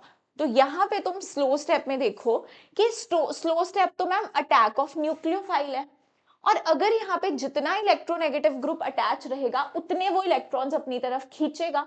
Cl भी खींच रहा है, NO2 भी खींच रहा है, विड्रॉ कर रहा है थ्रू +R, तो पॉजिटिव यहाँ डेवलप हो रहा है, तो मैम फ्लोरीन तो और ज्यादा इलेक्ट्रोनेगेटिव है ना, वो तो और ज्यादा इलेक्ट्रॉन्स खींचेगा, और ज्यादा पॉजिटिव डेवलप होगा। तो उसमें तो रेट फास्ट होगा। हाँ जी, तो यहाँ पे लीविंग ग्रुप, अगर कोई दिमाग ऐसा लगा देना कि लीविंग ग्रुप लीव कर रहा है वो रेट डिसाइड करेगा, तो ऐसा दिमाग मत लगाना, क्योंकि लीविंग ग्रुप तुम्हारा फास्ट स्टेप में निकल रहा है। तो ये मत बोल देना कि fluorine is a bad leaving group, तो उसमें रेट कम होगा। बात समझ में आई? तो ये रिएक्शन तुम्हारा दे रखा है, इसको अच्छे से मैकेनिज्म को हाथ से लिख के प्रैक्टिस करना। तो ये तुम्हारे पास इलेक्ट्रोफिलिक सब्स्टिट्यूशन रिएक्शंस भी देगा। ऑब्वियसली बेंजीन तुम्हें पता है कैरेक्टरिस्टिक रिएक्शन है तो देगा। अब कौन से ग्रुप जो होते हैं वो एक्टिवेटिंग ग्रुप होते हैं। अब देखो बेटा, बेंजीन रिंग है, आपके पास किसी इलेक्ट्रोफाइल ने अटैक करना है। इलेक्ट्रोफाइल को क्या चाहिए? इलेक्ट्रॉन्स। तो अगर ऊपर कोई ऐसा इलेक्ट्रॉन रिलीजिंग ग्रुप लगा होगा जो रिंग में इलेक्ट्रॉन डेंसिटी बढ़ाएगा, तो ऑब्वियसली इलेक्ट्रोफिलिक सब्स्टिट्यूशन रिएक्शन का रेट क्या करेगा? इंक्रीज करेगा। देखो अब प्लस आर ग्रुप है तो इलेक्ट्रॉन्स देगा और रिंग में तुम्हारी इलेक्ट्रॉन डेंसिटी बढ़ाएगा। कहाँ कहाँ बढ़ा रहा है? ऑर्थो और पैरा पे बढ़ा रहा है, मेटा पे नहीं बढ़ा रहा है। तो तुम्हारे जो प्लस आर ग्रुप्स होंगे वो इंक्रीज करेंगे रिएक्टिविटी। और कैसे होंगे? Ortho para directing, ortho para directing होंगे। बात समझ में आई? चलिए अब हेलोजिनेशन करानी है। Cl कहाँ जाएगा? पैरा पे, ऑर्थो पे, पैरा वाला मेजर बनता है। नाइट्रेशन करानी है। अच्छा एक और बात तुम जानते होगे कि क्लोरीन का जो माइनस आई होता है वो डोमिनेटिंग होता है प्लस आर से, क्योंकि इसके पास क्या है? लोन पेयर है ना नीचे, तो प्लस आर भी शो करता है और माइनस आई भी शो करता है। अब तुम पढ़ चुके हो कि माइनस आई डोमिनेटिंग है मैम, तो फिर प्लस आर की बात हम क्यों कर रहे हैं यहाँ पे? प्लस आर क्यों डिसाइड कर रहा है, माइनस आई क्यों नहीं डिसाइड कर रहा है अगर वो डोमिनेटिंग है? तो बेटा जब भी आप रिएक्शन की बात करोगे, रिएक्टिविटी की बात करोगे, किसी में अगर ये रिएक्शन कर रहा है तो इसमें आप प्लस आर ग्रुप डोमिनेटिंग मानोगे। जब इसने रिएक्शन करना है तो प्लस आर के अकॉर्डिंग इसके रिएक्टिविटी देखोगे आप। लेकिन जब आप रेट लगा रहे हो ना, मान लो मैंने तुम्हें फलाने फलाने कंपाउंड दे दिया और मैंने बोल दिया order of electrophilic substitution reaction बताओ, रेट ऑफ इलेक्ट्रोफिलिक सब्स्टिट्यूशन बताओ, डिफरेंट कंपाउंड्स हैं, वहां पे तुम इसका माइनस आई कंसीडर करोगे। जब बट इससे प्रोडक्ट बनाना होगा तब इसका प्लस आर तुम डोमिनेटिंग मानोगे।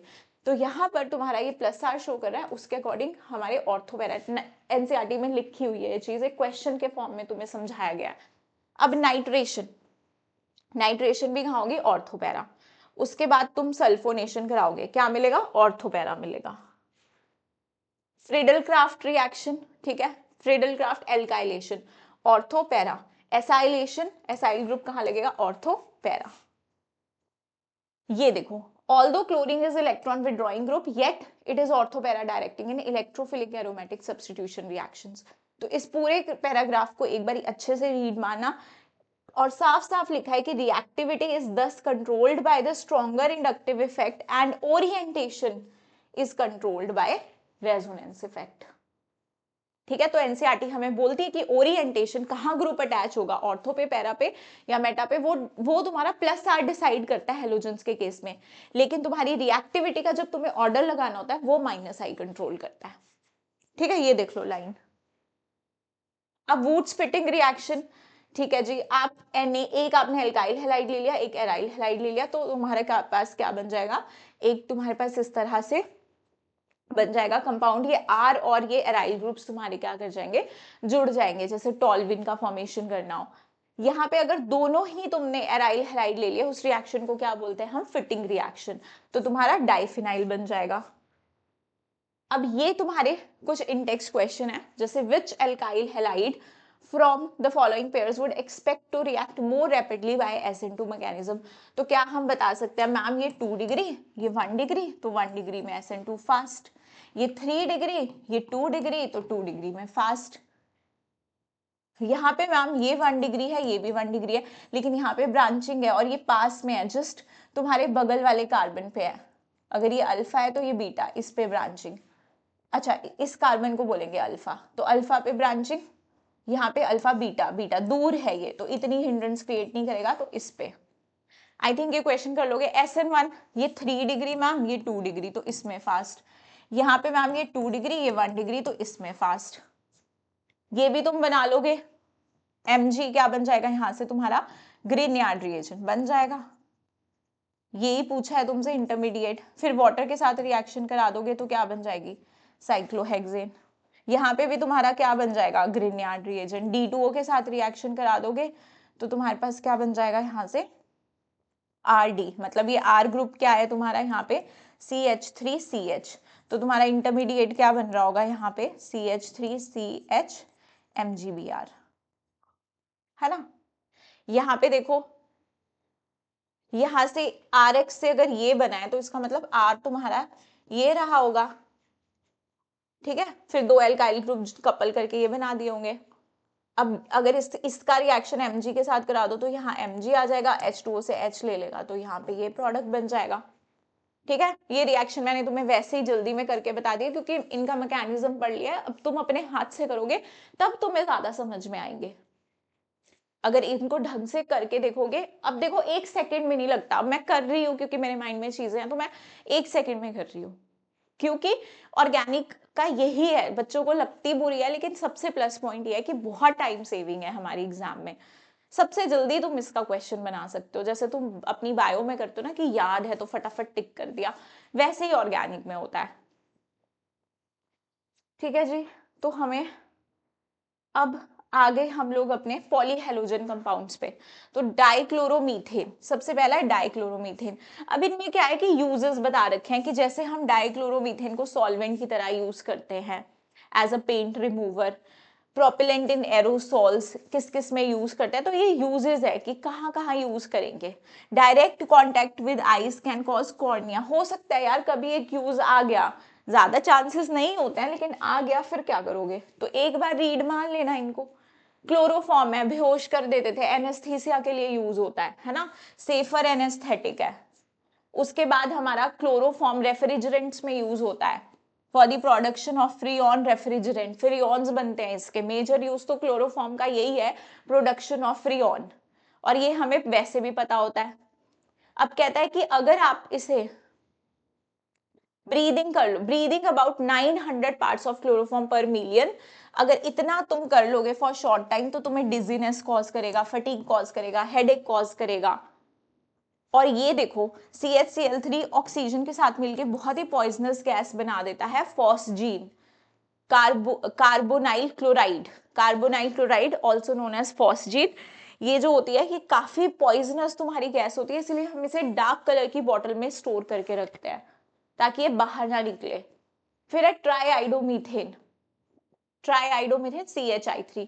पहले हम इसको एंटीसेप्टिक की तरह यूज करते थे, but the antiseptic properties due to liberation of free iodine and not due to iodoform, मतलब इससे जो फ्री आयोडीन निकलता था उसकी वजह से यूज करते थे, आइडोफॉर्म की वजह से नहीं यूज करते थे। अब इसकी स्मेल बहुत खराब होती है तो इसे हमने और फॉर्मुलेशंस के साथ रिप्लेस कर दिया जिनसे हमें आयोडीन मिल जाता है। अब है तुम्हारा टेट्राक्लोरोमीथेन, कार्बन टेट्राक्लोराइड।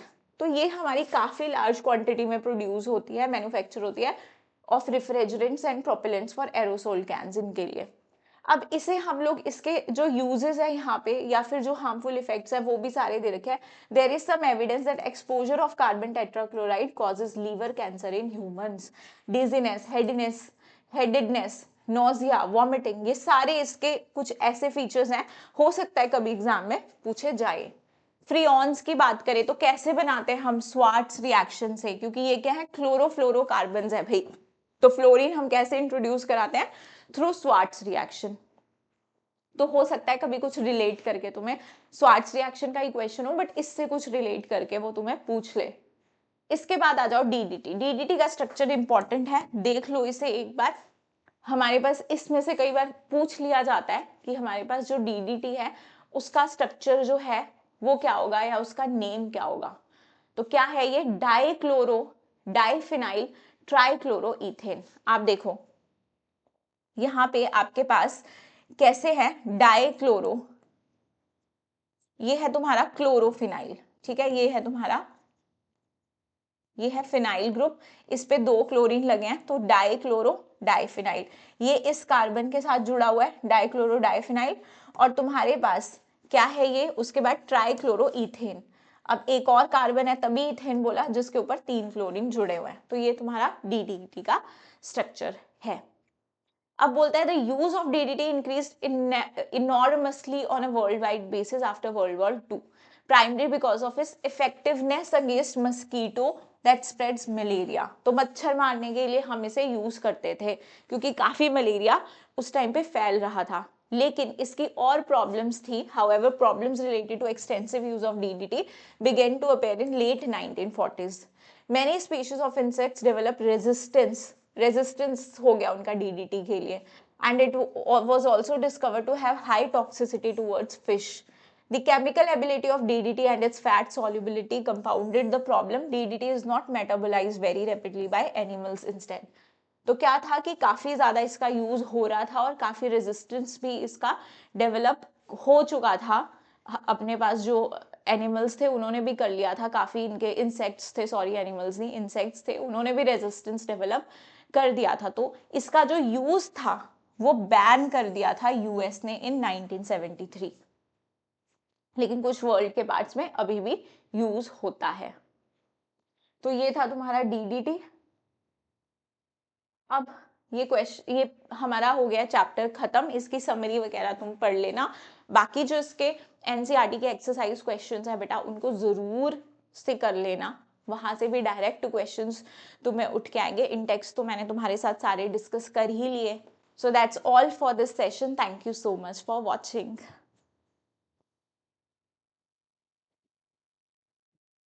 ये मेरी last slide. Thank you so much.